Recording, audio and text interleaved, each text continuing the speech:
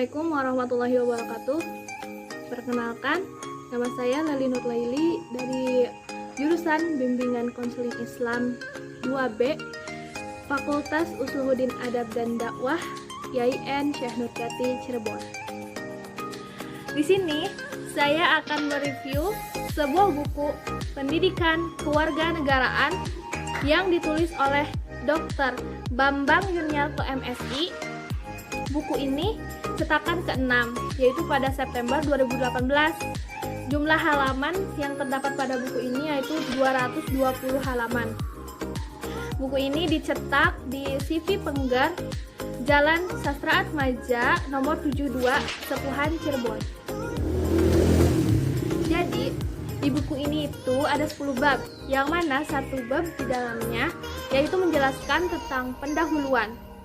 Di pendahuluan terdapat latar belakang apa itu PKN, latar belakang buku ini, dan penjelasan lainnya. Oke, kita lanjut ke pembahasan yang kedua.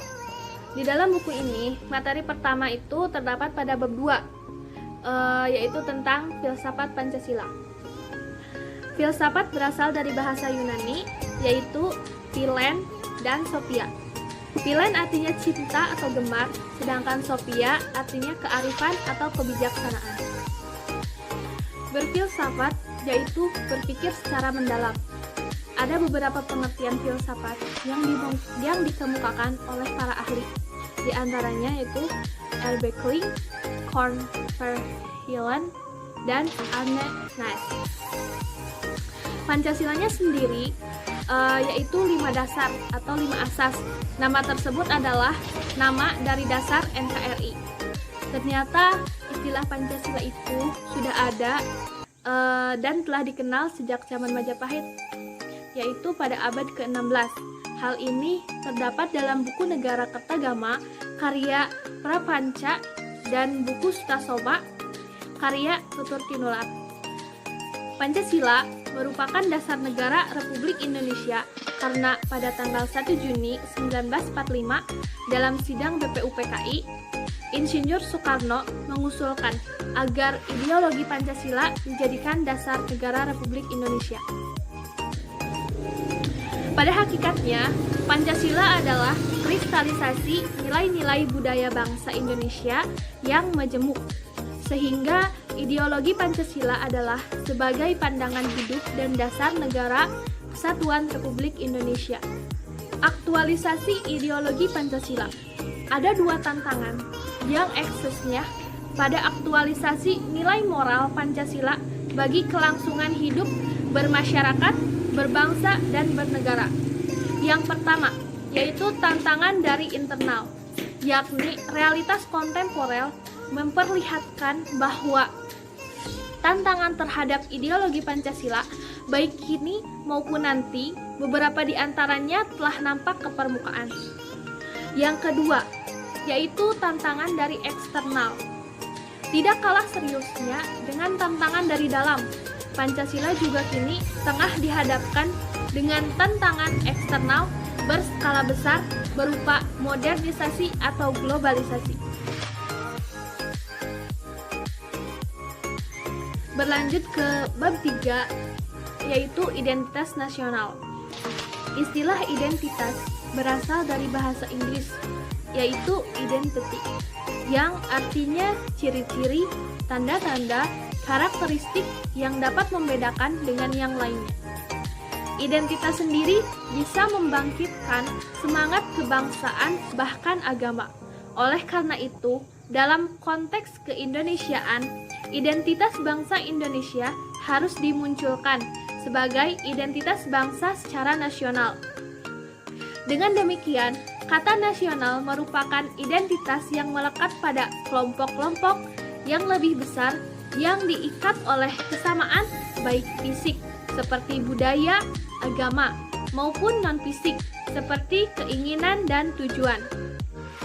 Identitas nasional di sini seperti Bhinneka Tunggal Ika. Bhinneka Tunggal Ika itu memiliki arti berbeda tetapi tetap satu tujuan. Di Indonesia memiliki banyak keragaman budaya, ras, agama, tetapi kita tetap menjunjung satu, yaitu Indonesia.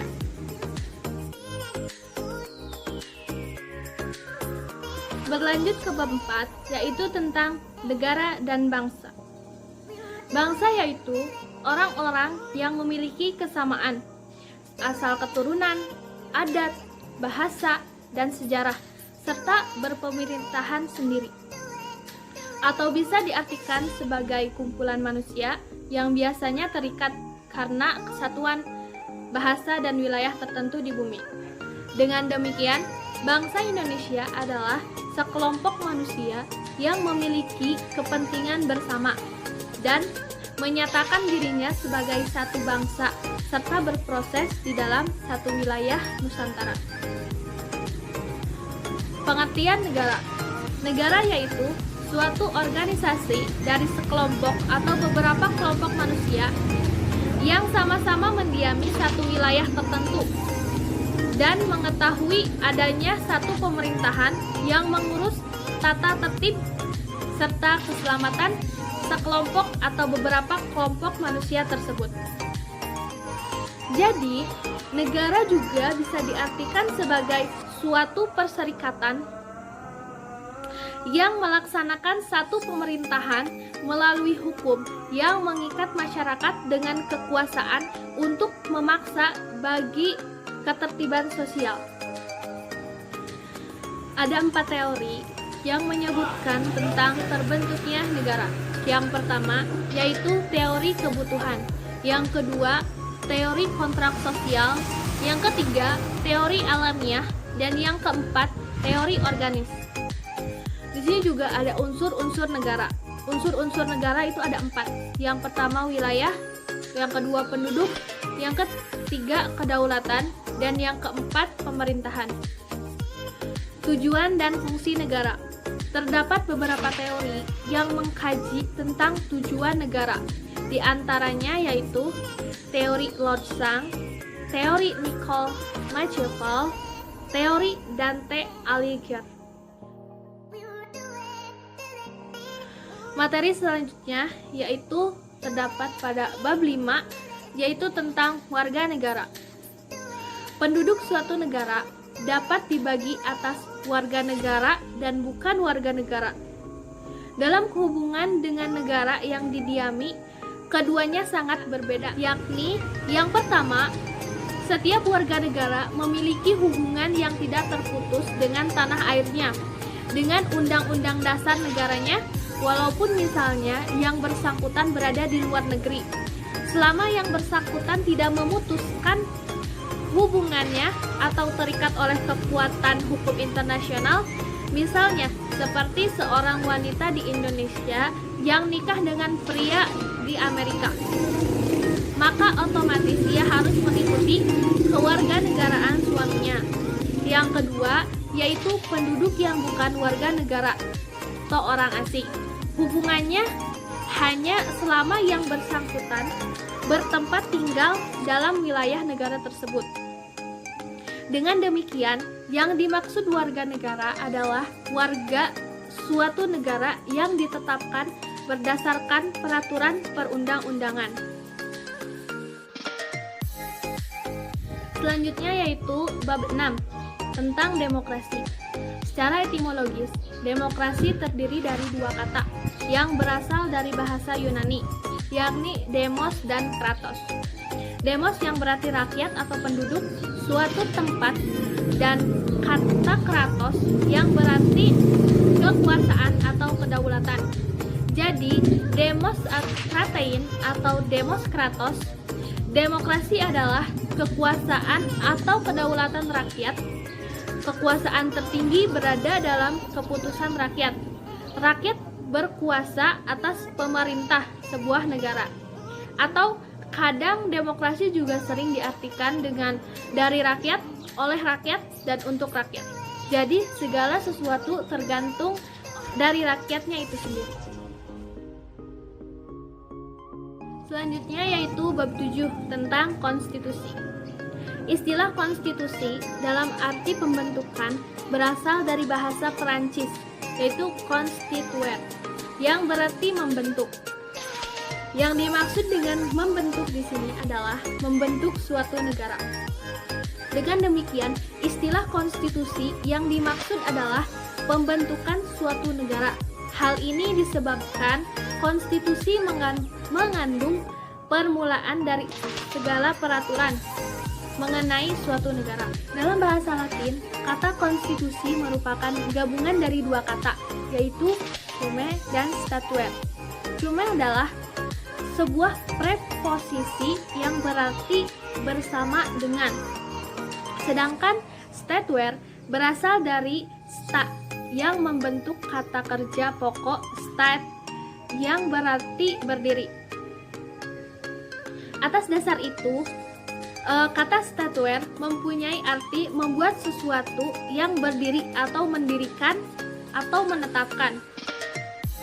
Dengan demikian, bentuk tunggal konstitusi berarti menetapkan sesuatu secara bersama-sama, dan bentuk jamak constitution berarti segala sesuatu yang telah ditetapkan.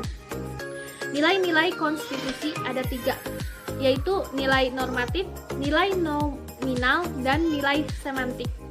Konstitusi di Indonesia yaitu Undang-Undang Dasar 1945. Selanjutnya yaitu bab 8 tentang hak asasi manusia.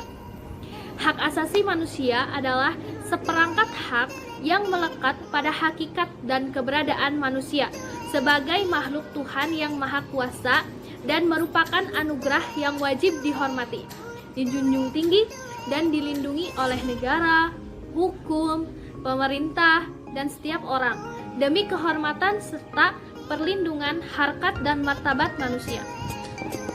Pasal 1 ayat 1 Undang-Undang Nomor 39 Tahun 1999 tentang Hak Asasi Manusia dan Undang-Undang Nomor 26 Tahun 2000 tentang Pengadilan Hak Asasi Manusia. Di dalam undang-undang banyak sekali pasal yang membahas tentang hak asasi manusia yang ditetapkan dalam bab 10A Undang-Undang Dasar 1945 seperti terdapat dalam pasal 28A yang berbunyi hak untuk hidup dan mempertahankan hidup dan kehidupannya. Pasal 28H ayat 1 hak untuk memperoleh pelayanan kesehatan. Pasal 28E ayat 1 hak memilih pekerjaan dan masih banyak lagi. Hak-hak yang tercantum dalam Undang-Undang Nomor 39 Tahun 1999 tentang Hak Asasi Manusia terdiri dari hak untuk hidup, hak berkeluarga dan melanjutkan keturunan, hak mengembangkan diri, hak memperoleh keadilan, hak atas kebebasan pribadi, hak atas rasa aman, hak atas kesejahteraan, hak turut serta dalam pemerintahan, hak wanita, dan hak anak. Selanjutnya yaitu bab 9 tentang geopolitik Indonesia. Geopolitik Indonesia sebagai negara kepulauan yang terletak antara benua Asia dan Australia serta Samudra Hindia menyebabkan kondisi nasional sangat dipengaruhi oleh perkembangan konteks strategis. Posisi seperti berimplikasi pada terjalinnya kepentingan negara-negara lain dengan kepentingan nasional. Otonomi daerah. Otonomi daerah dalam makna sempit dapat diartikan sebagai mandiri, sedangkan dalam makna yang lebih luas diartikan sebagai berdaya. Otonomi daerah dengan demikian berarti kemandirian suatu daerah dalam kaitan pembuatan dan pengambilan keputusan mengenai kepentingan daerahnya itu sendiri. Visi otonomi daerah ada 3, politik, ekonomi, dan sosial. Berlanjut ke bagian terakhir dalam buku ini yaitu bab 10 tentang geostrategis Indonesia. Indonesia sebagai salah satu negara yang terdiri dari pulau-pulau besar dan kecil, juga mempunyai wilayah peraliran yang dikelilingi oleh samudra-samudra yang luas, yaitu Samudra Hindia, dan Samudra Pasifik, dan juga diapit oleh dua benua, yaitu benua Australia dan benua Asia. Kondisi geografis ini menjadikan kedudukan Indonesia terletak pada suatu posisi silang di tengah-tengah lalu lintas transito, yaitu perekonomian dunia. Mungkin cukup sekian penjelasan dari saya. Untuk itu kita berlanjut ke kelebihan buku ini. Menurut saya, buku ini itu